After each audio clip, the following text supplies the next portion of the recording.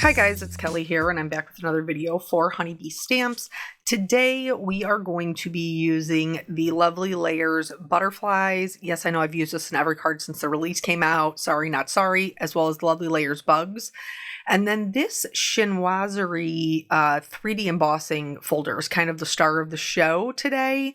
And then for my sentiment, I went with the So Special stamps and dies. So I'm going to be using a couple of those. So we're going to be doing the blackout technique two ways.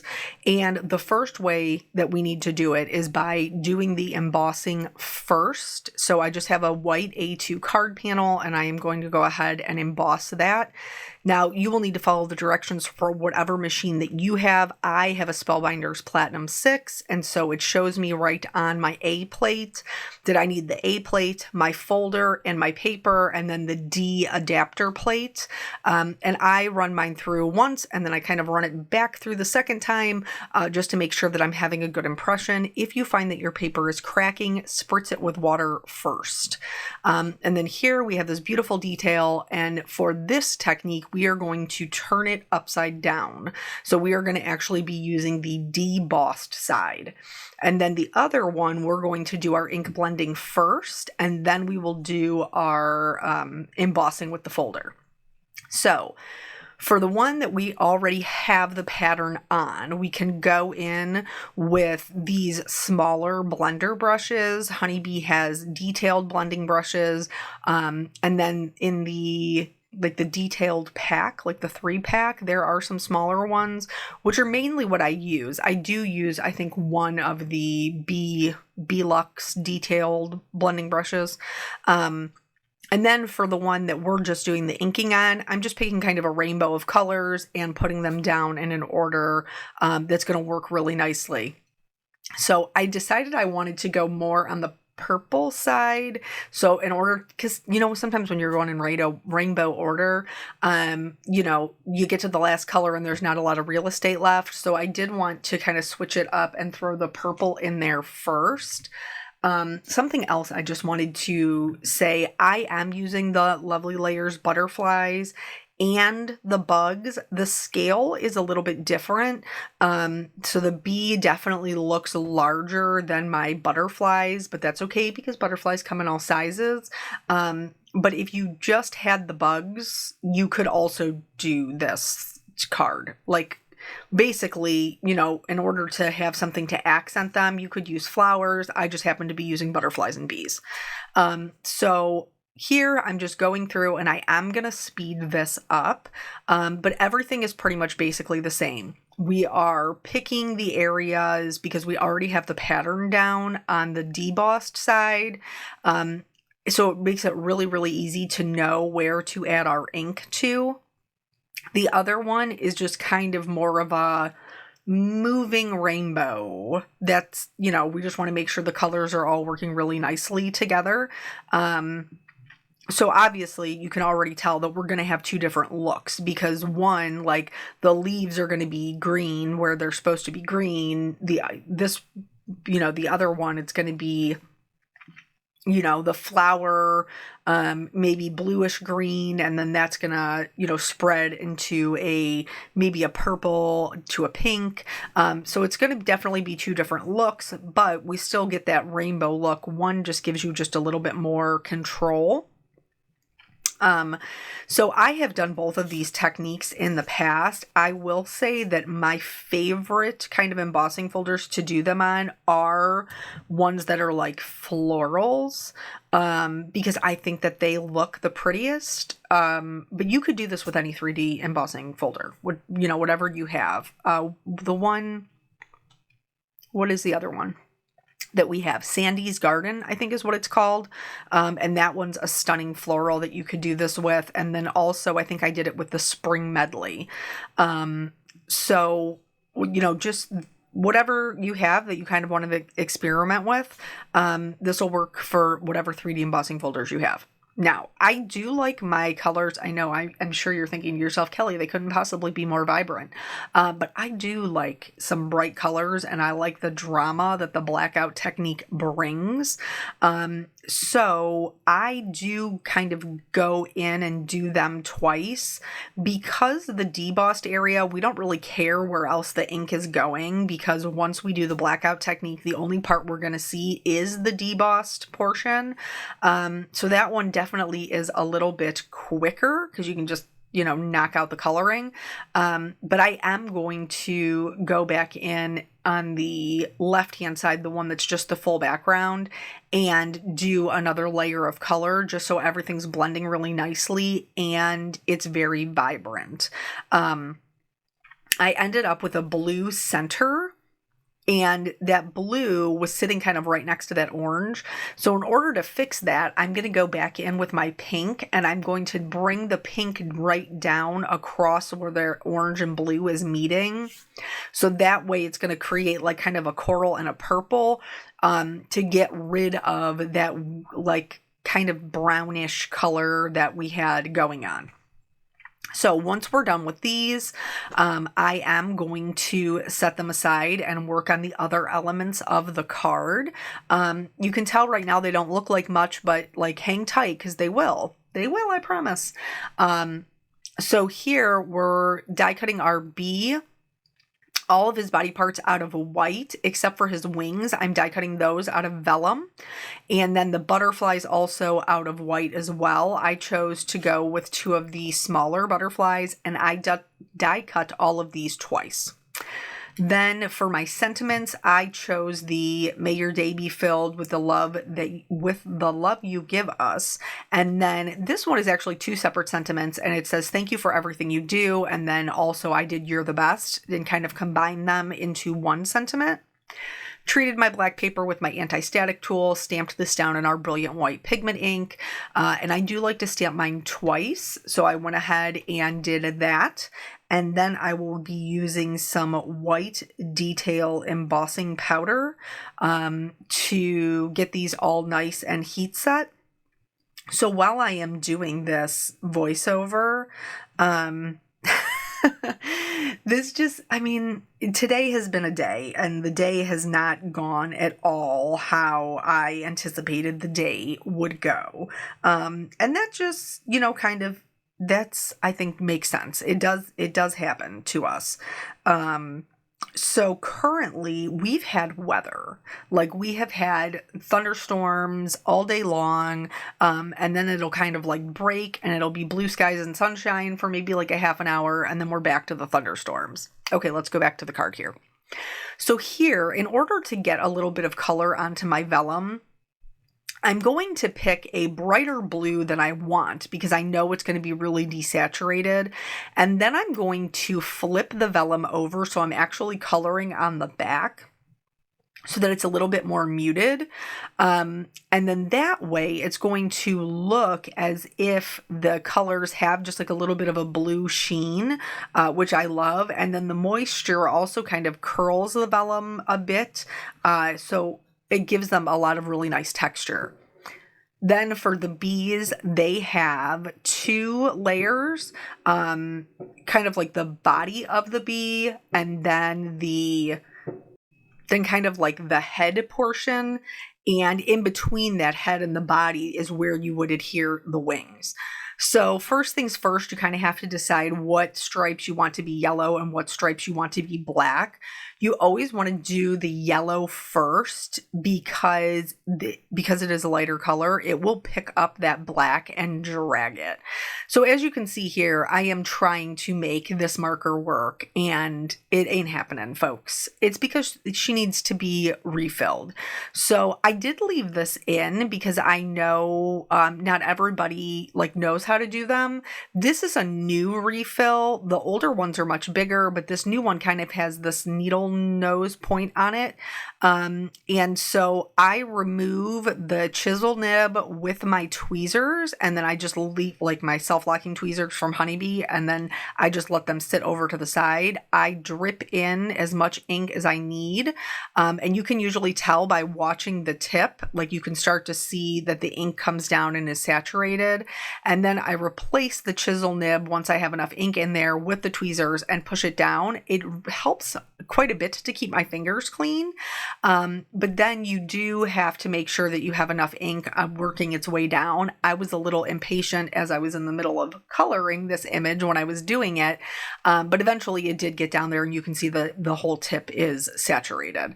So since the colors, like the saturation of the paper is what helps the colors blend, I did have to go back in with that Y08 so that I could get the YR24 and the E99 to blend together to make my golden yellow. So then for the body, I'm doing the black, and there is black in there, you know, the 100. But then I am kind of leaving some lighter areas with a C9 and a C7. You can go all the way out to a C5 if you would like, but the C7 was good enough for me. And then here is where I'm just going to follow the embossed lines on the body of the bee to fill that in. And it's okay if you go a little bit out of the lines. Like, nobody's going to be like, oh my goodness, she went out of the lines. Look at it. It's so obvious. It's not going to be that obvious. So just do your best to follow the embossed lines, and your bee will really start to come together. I'm adding my darkest shading on the outside of the body, and then bringing in the light, bringing it into the lightest part in the center. And this is going to help give it a more rounded appearance, which will make it look more dimensional. So here's our bee with just the coloring. And then when you put the wings in, you can see that it really gives it like a ton of depth and dimension. I love these little bees. I think they're totally adorable. So that's the bee. Now, I do want to make sure that I tell you, just in case you are working on a non-porous surface like I am, I just use regular isopropyl alcohol to clean up my little markings there, because if you don't clean them up off your fingers and off your glass mat, you will pick them up with the next color marker. And like in this case, I wouldn't want to pick up black and smear it into my blue butterfly. It would not be pretty. So here's all the color combinations I am using. I'm doing the two smaller butterflies, both blue, keeping the darkest shading kind of along the center, and then gradually getting lighter as I go out. And then the same thing for the pink and the orange butterflies. That is the same butterfly. So anyway, I was telling you, we've been having weather all day long. And so it's kind of like come in these waves. And currently, as I am doing this voiceover, we actually have a tornado warning. So it was like all blue skies and sunshine, and Peanut was out playing with his friends, and I was sitting at the kitchen table editing a video, this video, and, getting ready to, when I'm done with this, I'm going to go over and see my mom. And like, we're sitting there, and Eric's like, is that the tornado siren? And I was like, yeah, it sure does sound like it. So then we pull up the weather, because like there's no, you know what I mean? It's blue skies and sunshine. So like, what's happening? And they test them on the first Saturday of the month. So it's definitely not a test. And I know that because I worked at that police station. But anyway, so originally it was till 7:30, but now we're past 7:30 and they've extended it. So we've been kind of like watching the radar. So I'm like just about to call Peanut back in when I hear the tornado sirens when he comes back into the house. And I was like, were those the tornado sirens? And he was like, yeah, they were. And I was like, did you get all your stuff in, like his bike and scooter and stuff? And he was like, yeah, I did. And I'm like, okay, like, good. I went outside, shut the garage door or whatever. And he was like, none of my friends knew what it was. Like, they were all like, where are you going? Because I was like, bye, I'm going home. Like, I'm peace out. He was like, none of them knew. None of them knew what the tornado sirens were. So hopefully, we're in Ohio, and hopefully it's not going to be, an actual tornado. But we shall wait and see, or at least hopefully I'm able to get through this video, right? So anyway, now that everything is done being colored, I am going to go ahead and adhere them together using our honeybee glue. Like I said, these the pink and the orange butterfly are the same one, and then the blues are the same and the bees are the same. So I grew up, like, I'm sure there are some people who are probably, my husband being one of them, and my ex-husband, honestly, who, like, never take the tornado siren seriously. They're like, yeah, it's fine. Like, I'm not going to get up in the middle of the night and go down into the basement or whatever. But I grew up with a grandmother who lived in Oklahoma and Mississippi.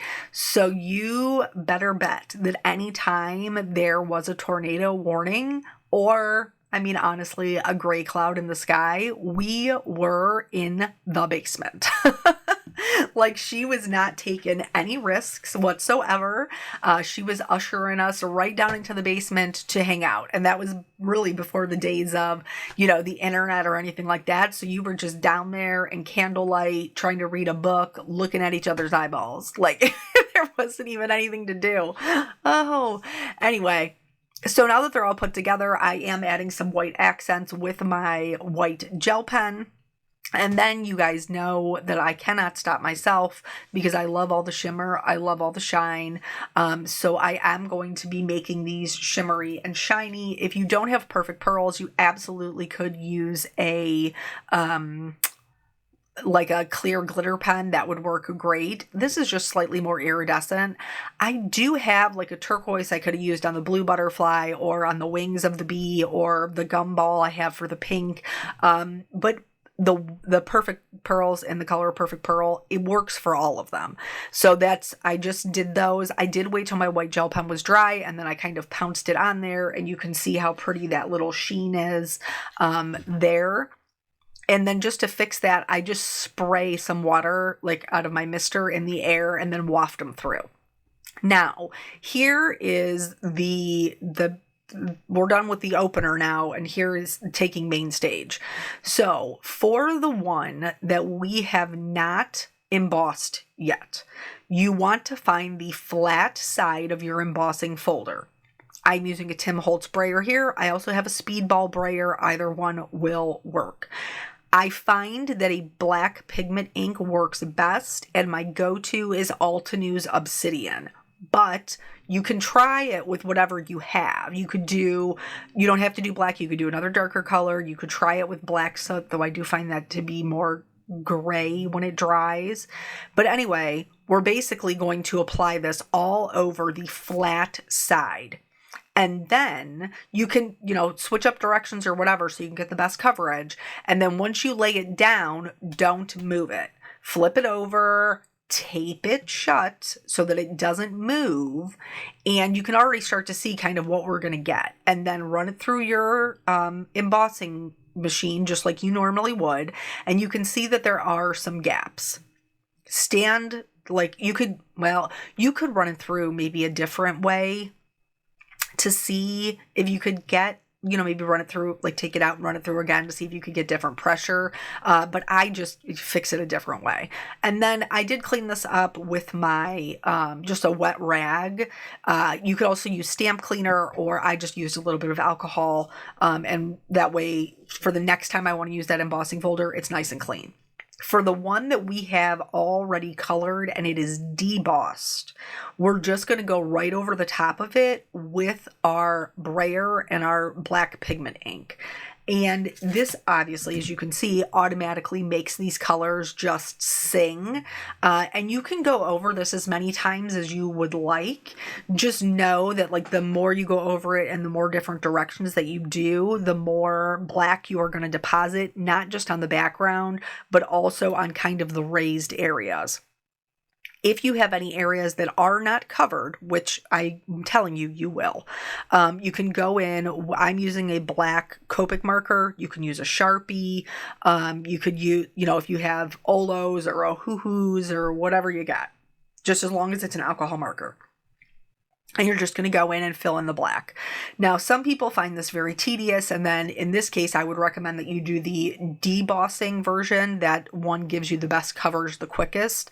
The one with the embossing version, I find I treat it like an old coloring book, like when I was a kid. So I kind of outline the whole thing and then I go back in and kind of fill in the middle. And I find this to be very therapeutic, honestly. It does not bother me to take the time to do it. It helps me to, create and just kind of be a little bit lost in thought. So this one typically does take more of that kind of fill in time. Just because we have, different pressures and things like that, where maybe we're not making the most contact with the paper. As you can see, most of them are like closest to the areas that it's being pushed up from. So, I just go through, I outline that little section and then I fill it in. So this is both of them. The one that is debossed is on the right hand side. The one that is embossed is on the left hand side. And they are obviously mirror images of each other because one is the same as the other one. It's just flipped over. Please forgive me for the autofocus on my camera. I am fighting with it. I don't know why it doesn't like me, but we are fighting. I'm still trying to figure out exactly what I need to do for it to work correctly all of the time. I'm thinking maybe it doesn't like my white glass mat. I'm not 100% sure. But anyway, I did adhere my sentiments down flat. And then for my little accent characters, for the butterflies, I did a combination of the foam tape on the wings and the liquid glue on the body so that just the wings are raised. For the bee, because our scale is that the bee is bigger, I popped the bee all the way up on the foam tape. And then for the blue butterfly, I just did, like I said, just the outer wings and used glue on the middle. So in case you were very concerned about my tornado warning, I did just get a little telephone call. I had to take a break from my voiceover. I'll be so lucky if I get this up by 8. Honestly, because they have downgraded us from the tornado warning to now a severe thunderstorm warning, and they've extended it like a full another hour. So we'll see what we end up with. Hopefully, I'm glad that it kind of it reverted back to the severe thunderstorm. Not that those also can't be dangerous, but obviously a tornado is a different animal. So now I did them both the same. I adhered them both, like they're different areas, but I adhered them both the same way. Then I decided that I wanted to mat them on black. And it is challenging to cut any embossed paper with a slide trimmer. And so strictly for this purpose, honestly, I bought a guillotine trimmer. And it does work really, really well for trimming those the papers that we've already embossed. So one of them has like an 1/8 of an inch black border, and the other one has like a 1/16. I just feel like it finishes the card off nicely. I do prefer like a more framed in kind of look. But you absolutely could leave them, just the way that they were and not frame them in. So once I have them adhered, I am going to add some rainbow rhinestones. I cannot get enough of these, especially when my card is a rainbow in the background. They just fit so nicely. So these are the rainbow rhinestones from Honeybee. And I'm just accenting our little sentiments with that. And then that is going to finish off our cards. I love the way that they came out. I hope that you're inspired to try the blackout technique. Tell me which one you prefer, the debossed or the embossed. I'd love to know. Thank you guys again for spending your time with me. I always appreciate it. And I will catch you on the next video. Bye.